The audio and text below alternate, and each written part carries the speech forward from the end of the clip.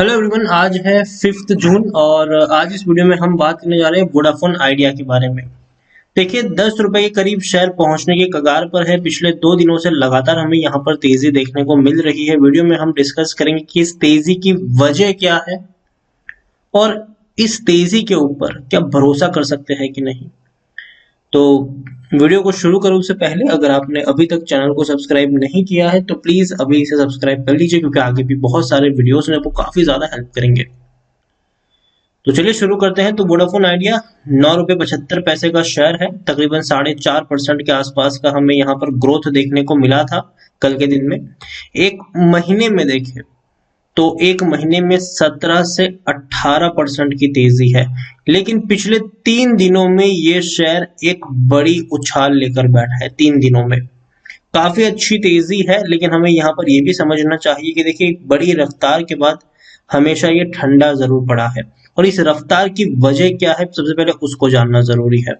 तो रफ्तार की जो वजह है वो ये है कि 2 दिनों में इतनी बड़ी रैली आने की जो वजह है वो ये है कि रिपोर्ट सामने आ रही है कि वोडाफोन आइडिया ने फाइनलाइज किया है फंड रेजिंग का प्लान। देखिए, पिछले काफी वक्त से ये कंपनी फंड रेजिंग कर रही थी, काफी वक्त से, लेकिन फंड रेजिंग हो नहीं पा रही थी। दिक्कत यहाँ पर ये थी और इसीलिए शेयर टूट भी रहा। देखिए, और अभी इस कंपनी के ऊपर इतना सारा कर्जा है, इतना सारा कर्जा है, 1 लाख करोड़ से भी ज्यादा के कर्जा लेकर ये कंपनी बैठी हुई है और कंपनी को डेस्परेटली जरूरत है कैपिटल की, पैसों की।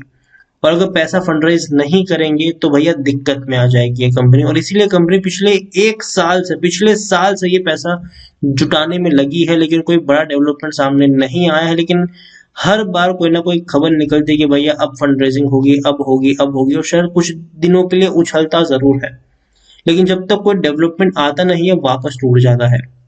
यहाँ पर आप देखिए, the share of Vodafone Idea have surge over 10% in last 2 trading session as the company is set to raise fund by this month and.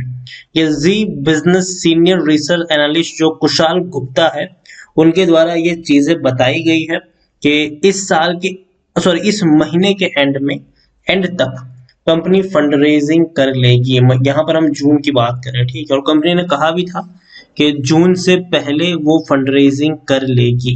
और अगर फंड रेजिंग हो जाती है अगेन तो डेफिनेटली शॉर्ट टर्म के लिए एक उछाल आपको जरूर मिलेगा। मैं ये नहीं कह रहा हूँ कि तेजी नहीं आएगी, तेजी जरूर आएगी शॉर्ट टर्म के लिए, लेकिन बाद में आपको गिरावट के लिए भी प्रिपेयर्ड रहना पड़ेगा। देखिए क्यों मैं कह रहा हूं, देखिए since September 2020 Vodafone Idea is looking to raise fund to pay AGR dues.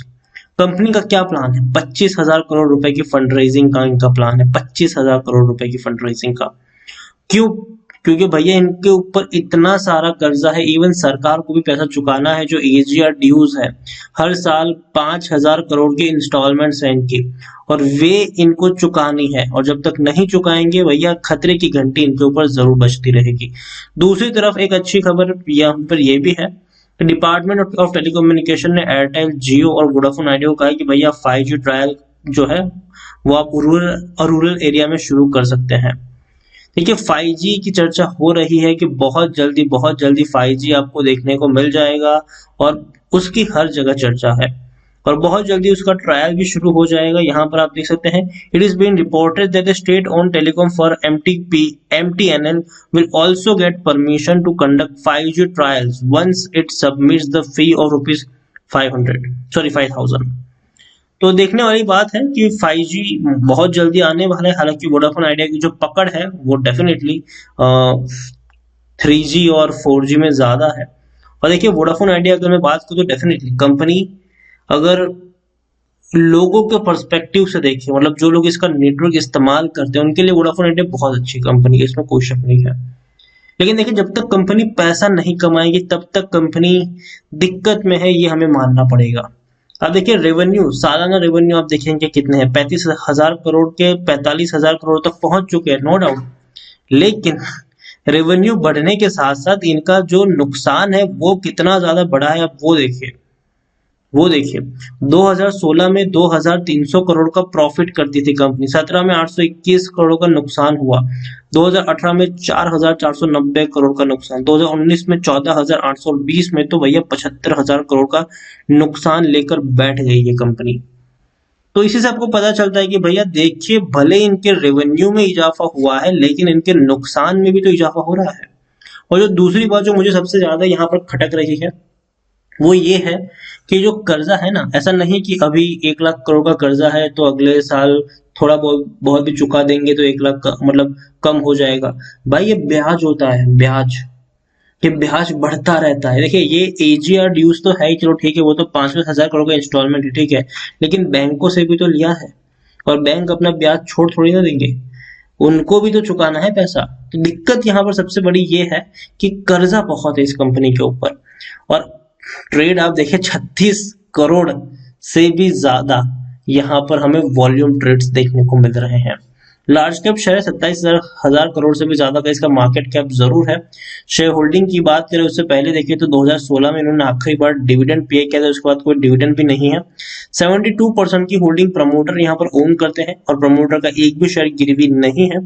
दूसरी तरफ यहाँ पर अगर हम देखें तो एफआईएल्स के पास 4.60% की होल्डिंग है, डीआईएल्स के पास बहुत ही कम 1.07% की होल्डिंग है, बाकी ज्यादा पब्लिक के पास होल्डिंग इसकी ज्यादा देखने को मिल रही है। वोडाफोन आइडिया को लेकर मैं यही कहूंगा कि देखिए कंपनी अनडाउटेड अच्छी है, बेहतर है, लेकिन एक चीज जो मुझे यहाँ पर लगती है वो ये है कि ये हमेशा एक पिरामिड बनाता है। देखिए तेजी लिखाता है, ठीक है, बाद में टूट जाता है, फिर तेजी दिखाता है, फिर वापस टूट जाता है। हो सकता है कि थोड़ी बहुत तेजी आपको देखने को मिल जाए, ठीक है, वापस नीचे जरूर आएगा। मतलब वेल्थ क्रिएट अभी तक करके देगा कि नहीं ये कहना मुश्किल है, शेयर प्राइस बढ़ेगी कि नहीं ये कहना मुश्किल है, फंड रेजिंग हो जाएगी हो जाएगी हो जाएगी ये कंपनी पिछले साल से बोल रही है लेकिन अभी तक हुई नहीं है। और अगर फंड रेजिंग करते भी है किस तरीके से करते हैं वो देखना जरूरी है, कहाँ से पैसा आता है वो देखना जरूरी है, किस तरीके से पैसा उठाते हैं वो देखना जरूरी है। तो ये सारी चीजें काफी इंपॉर्टेंट है। एजीआर ड्यूज का तो भैया बढ़ता ही जा रहा है और चुकाना भी है। और अब आने वाले समय में इनको टक्कर किन से लेनी है वो तो अब देखिए जियो और एयरटेल से, जो भैया जेब में पैसा लेकर बैठे हुए हैं और यहाँ पर वोडाफोन आइडिया बिना पैसों के उनसे लड़ रहा है। क्योंकि जाहिर सी बात है कर्जा चढ़ा हुआ है, पैसा है नहीं, स्पेंडिंग ज्यादा कर नहीं सकते हैं, लेकिन फिर भी वोडाफोन आइडिया के जो प्लान्स होते हैं रिचार्ज के वो डेफिनेटली सस्ते देखने को मिलते हैं बाकी नेटवर्क के मुकाबले। और देखा जाए तो अच्छा नेटवर्क भी इनका रहता है, कंपनी अच्छी है, मैं मना नहीं कर रहा हूँ, कंपनी बहुत अच्छी है वोडाफोन आइडिया, लेकिन पैसा नहीं कमा पा रही। और जो कंपनी पैसा नहीं कमा पाती है वो सरवाइव करना उनका मुश्किल है। आप यहाँ पर सीधा आप इस ग्राफ को देखें ना कि कितना बड़ा ड्रास्टिक चेंज हमें देखने को मिला है और ये नुकसान आने वाले समय में बढ़ सकता है, ठीक है, कम नहीं होगा, बढ़ सकता है। तो इसीलिए मैं यही कहूंगा कि वोडाफोन आइडिया को लेकर तो मेरी एक ही सलाह रहेगी यहाँ पर। मानता हूं कि तेजी आई है 2 दिनों में, हो सकता है कि थोड़ी और तेजी देखने को मिल जाए, लेकिन हमने देखा है कि तेजी के बाद एक दोबारा गिरावट लेकर बैठता है और कहाँ तक तेजी जाएगी ये कहना भी मुश्किल है। हो सकता है कि 10 रुपए तक पहुंचने के बाद प्रॉफिट हो जाए या फिर 11 रुपए तक पहुंचने के बाद भी गिरावट शुरू हो जाए। तो बेटर यही होगा कि अभी इसे दूर रहे जब तक पूरी चीज क्लियर नहीं हो जाती फंड रेजिंग को लेकर, भैया ऑफिशियली कुछ भी नहीं आता, ठीक है, तब तक तो मैं कहूंगा कि अवॉइड करिए यहाँ पर। अनडाउटेडली कंपनी डूबेगी नहीं, बर्बाद बिल्कुल भी नहीं होगी, लेकिन अगर आप थोड़ा सा वेट कर लेंगे तो ज्यादा बेहतर होगा। लेकिन इसका मतलब ये नहीं है कि आपने खरीदारी करी हो तो आप बेच दीजिए ही नहीं, खरीदारी करिए तो बने रहिए। देखिए बेचने की सलाह मेरी वोडाफोन आइडिया में है ही नहीं। वोडाफोन आइडिया में मेरा एक ही अभी हाल फिलहाल में मोटो है कि भैया वेट एंड वॉच, ठीक है, खरीदारी करी है तो भी बने रहिए, ठीक है, बेचने की जरूरत नहीं है। और अगर आपने खरीदारी नहीं करी है तो आराम से बैठे रहे, देखिए क्या मूवमेंट होता है यहाँ पर। डेफिनेटली आपको आने वाले समय में मौका मिलेगा एंट्री का, कोई मौका हाथ से छूटा नहीं जा रहा है वोडाफोन आइडिया में। जब शेयर 12 रुपए के ऊपर था तब भी लोग कहते थे कि भैया खरीद लो खरीद लो खरीद लो, मौका छूट जाएगा, लेकिन टूट गया नीचे। जब दोबारा 13 रुपए तक पहुंचा तब भी कहते थे कि भैया खरीद, यहाँ पर खरीद लो, मौका छूट जाएगा, यहाँ से बड़ी फंड रेजिंग होगी, लेकिन क्या हुआ, टूट गया दोबारा से। जब तक कुछ भी ऑफिशियल ना हो तब तक मैं यही कहूंगा कि वेट एंड वॉच। कंपनी अच्छी है, रिवाइव जरूर करेगी, सरवाइव जरूर करेगी, अच्छे खासे प्राइस पर ट्रेड जरूर करेगी। देखिए कुछ लोग कहते हैं कि 2 साल में देखना ये 20 पे चला जाएगा, ठीक है, मैं इनकार नहीं कर रहा हूँ कि 20 पे नहीं जाएगा, ठीक है, जा भी सकता है, लेकिन अभी का जो सिनारियो है मैं उसको देख के चल रहा हूँ यहाँ पर। जब लगेगा कि हाँ अब सिचुएशन बेहतर हो रही है तो डेफिनेटली मैं कहूंगा कि हाँ अब आप यहाँ पर बाइंग कर सकते हैं, रिस्क ले सकते हैं। लेकिन अभी के तौर पर जब तक चीजें क्लियर ना, तब तक वेट एंड वॉच ही सही रहता है। कोई मौका, कोई ट्रेन छूटी नहीं जा रही है यहाँ पर, दोबारा भी हम एंट्री ले सकते हैं यहाँ पर।